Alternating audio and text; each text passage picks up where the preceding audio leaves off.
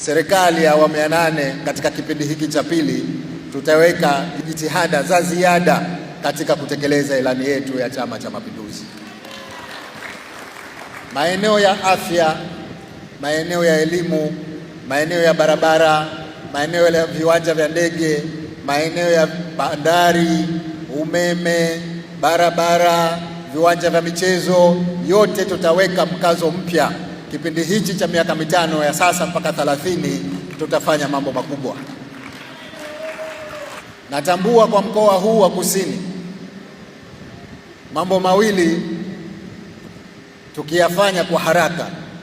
Changamoto kubwa ambayo wanapata wananchi huku sasa hivi ni barabara kutoka Tunguu mpaka Makunduchi, na bahati nzuri tayari mkandarasi yuko site.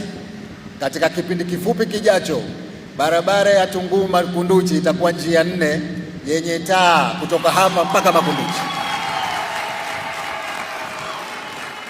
Natambua kwamba sasa hivi imeharibika sana kwa mvua hizi, lakini naomba tuvute subira.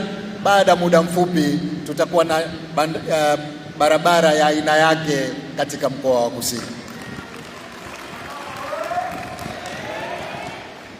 Lakini vile vile natambua kuna tatizo la maji.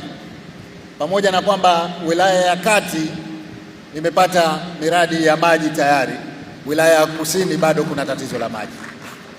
Tutahakikisha kwamba tunakuja na mradi mkubwa wa maji kama ule ambao tunao wa mkoa wa Kaskazini, ili wilaya ya Kusini pamoja na maeneo ya Kati yaliyobaki tuhakikishe tunapata maji ya uhakika katika maeneo yote.